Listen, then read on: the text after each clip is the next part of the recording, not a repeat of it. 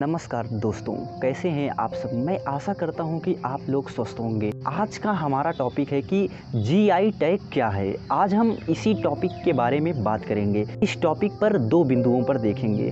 पहले देखेंगे कि चर्चा में क्यों है जीआई टैग, और दूसरा कि जीआई टैग क्या है। आज हम इसी के बारे में बात करने वाले हैं। तो हम अपने पहले बिंदु पर चलते हैं। तो हमारा पहला बिंदु है चर्चा में क्यों है जीआई टैग। भारत ने अपने यहाँ पैदा होने वाले बासमती को जीआई टैग देने के लिए ईयू में आवेदन किया। के बारे में 11 सितंबर 2020 को ईयू ने आधिकारिक जनरल प्रकाशित किया। ईयू के जनरल प्रकाशित होने के बाद ईयू ने भारत के बासमती को जीआई टैग देने के लिए आंतरिक मूल्यांकन पूर्ण कर लिया था। यह खबर आने के बाद पाकिस्तान में हलचल मच गया, क्योंकि भारत की तरह पाकिस्तान में भी बासमती अच्छी पैदावार होती है, जिसके कारण पाकिस्तान में हलचल मच गया। यदि भारत के बासमती चावल को जीआई टैग मिल जाता है तो यह दुनिया में यह समझा जाएगा कि भारत का बासमती चावल अन्य जगहों की मुकाबले ज़्यादा बेहतर माना जाएगा। इसका असर पाकिस्तान की बासमती पर प्रत्यक्ष रूप से पड़ेगा। पाकिस्तान में हो रहे बासमती के निर्यात पर भारी रूप से प्रभाव पड़ेगा।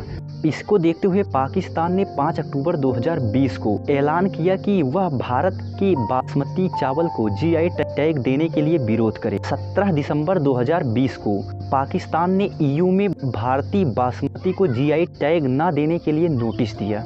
उस समय पाकिस्तान के साथ दिक्कत थी कि उसके यहाँ घरेलू स्तर पर जीआई टैग देने के लिए कोई कंपनी नहीं थी। किसी भी चीज़ को जीआई टैग देना है तो उसके पहले उसे घरेलू स्तर पर जीआई टैग मिलना ज़रूरी है। यही पाकिस्तान की मेन परेशानी थी कि उसके बासमती चावल को उसके घरेलू स्तर पर कोई जीआई टैग ना होने के कारण उसे नहीं मिल सका। और ईयू ने भी स्पष्ट कहा कि किसी भी चीज़ को जीआई टैग देने के लिए पहले उसे अपने देश में घरेलू स्तर पर जीआई टैग मिलना आवश्यक है, जिसके बाद ही उसे विश्व स्तर पर जीआई टैग दिया जाए। पाकिस्तान की बासमती को 27 जनवरी 2021 को जीआई टैग मिला। उसके बाद पाकिस्तान ने ईयू में अपने बासमती को लेकर आवेदन किया। इसके बाद पाकिस्तान ने अपने बासमती को जीआई टैग देने के लिए ईयू में आवेदन किया। Rice export association of Pakistan के मुताबिक 5 मार्च 2021 को स्वीकार कर लिया गया।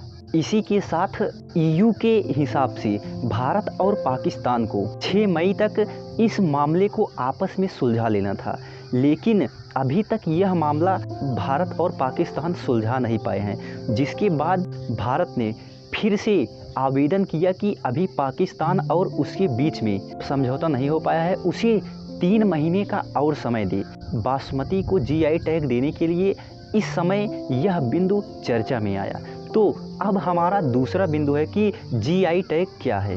बात 19वीं शताब्दी की है, जब यूरोप के कुछ देशों को ख्याल आया कि उनके यहाँ जो भी प्रसिद्ध चीज़ें हैं, जो भी खाने पीने की चीज़ें हैं और जो ज़्यादा पैदा होती या जिन्हें वो बनाते हैं वो फेमस चीज़ है, उन्हें एक तरह का संरक्षण मिलना चाहिए, ताकि उनके प्रोडक्ट का कॉपी नहीं चाहिए, नहीं तो उनके प्रोडक्ट की तरह ही दूसरा प्रोडक्ट बनाकर लोगों को बेवकूफ़ बनाया जा सकता है। तो इसी को देखते हुए इस पर विचार हुआ और यह विचार सभी को पसंद आया।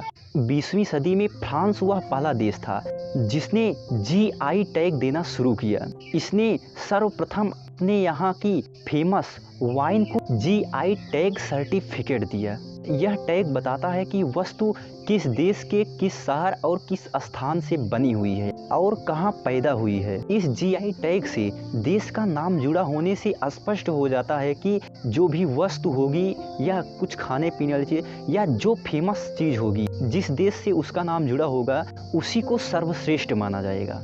जैसे फ्रांस का वाइन, कोलंबिया का कॉफ़ी और दार्जिलिंग का चाय, यह सब फेमस क्योंकि वहाँ इसका उत्पादन ज़्यादा होता है, जिससे कि वह इसी से फेमस है। फिर जैसे जैसे दुनिया एडवांस होती गई वैसे वैसे जीआई टैग में भी परिवर्तन होता गया।